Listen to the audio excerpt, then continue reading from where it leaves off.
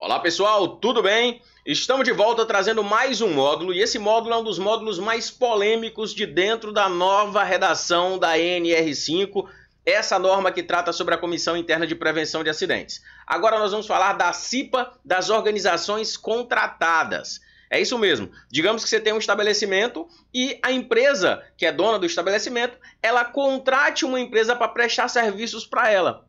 E aí, essa empresa a gente chama de empresa contratada ou organização contratada. Essa organização contratada tem que constituir CIPA ou não? Tem que indicar representante designado ou não? Vamos ver nesse momento, começando esse módulo, um módulo bem denso, então eu peço que você preste bastante atenção. E o nosso primeiro item diz o seguinte: a organização de prestação de serviços, ou seja, a nossa empresa contratada, ela deve constituir uma CIPA centralizada quando o número total de empregados na unidade da federação se enquadrar no disposto no quadro 1 da NR. Primeiro, a gente quer saber o seguinte: se essa empresa contratada vai precisar ou não ter CIPA lá no estabelecimento da contratante. Essa CIPA centralizada é, no caso, o número total de funcionários na unidade da federação se enquadrar naquele nosso quadro de dimensionamento.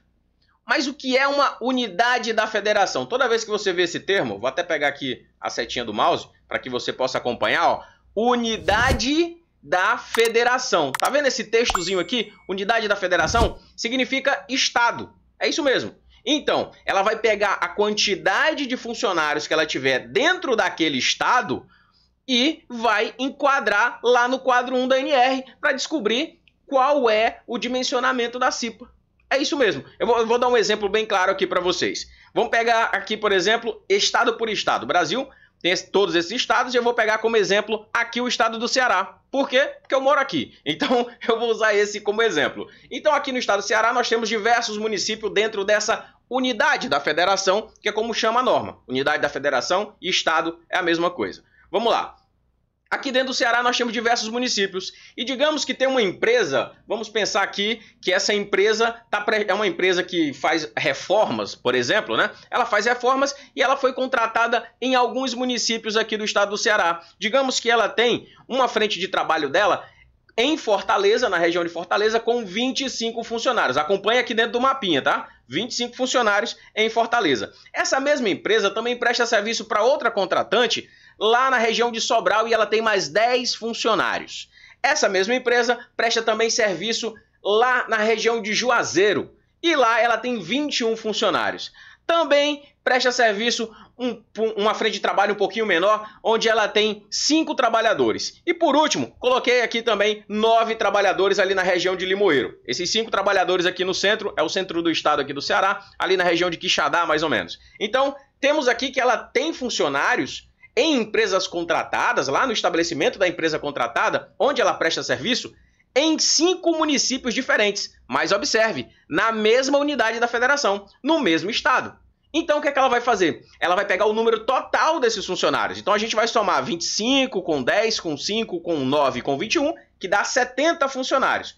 Agora sim, nós sabemos qual é a totalidade de funcionários que essa empresa prestadora de serviços tem dentro dessa unidade da federação. O que é que nós vamos fazer agora? Para dimensionar, a gente já sabe que tem 70 empregados, não é isso? O número total. Agora, a gente vai precisar saber qual o grau de risco dessa empresa. No nosso exemplo aqui, vamos dizer que essa empresa tem grau de risco 3. Grau de risco 3. Agora, com essas duas informações, quantidade de funcionários mais o grau de risco, nós já podemos dimensionar a nossa CIPA. Vamos dimensionar ela agora? Esse quadro aqui, com certeza você lembra, é de outros módulos aí que já se passaram, mas é uma tabela extremamente útil, porque agora a gente vai analisar, ó. Aqui está dizendo que em empresas que têm de 51 a 80 funcionários, é o caso dessa nossa empresa aqui, né? No nosso exemplo, ela tem 70 funcionários. Então, de 51 a 80, 70 está aqui nesse intervalo, portanto, essa aqui é a nossa coluna. E qual o grau de risco? O grau de risco é 3. No nosso exemplo, grau de risco 3. Uma empresa de grau de risco 3, que tem entre 51 e 80 funcionários, ela vai ter a CIPA dimensionada da seguinte forma: nós vamos fazer uma eleição para 2 efetivos e 1 suplente. Esse aqui é o nosso enquadramento da CIPA. Calma aí, se eu tenho 2 efetivos e 1 suplente eleito e a CIPA é paritária, a empresa, a organização também vai ter que indicar mais 2 efetivos e 1 suplente. Ao todo, a nossa comissão vai ter 6 membros, 3 eleitos e 3 designados pela empresa. Nós vamos ter 6 membros. Lembrando que essa tabelinha aqui, ela te mostra o efetivo de uma das representações. Então, certeza que você já entendeu isso, porque eu já falei em momentos anteriores sobre esse quadro. Eu trouxe ele aqui só para mostrar que a CIPA das organizações contratadas vai utilizar esse mesmo quadro. E você observou também que agora que a gente viu um slide desse assunto e a gente já tem essa quantidade de informações, porque é um assunto denso e polêmico. Por isso que eu te falo, presta bastante atenção nessa aula.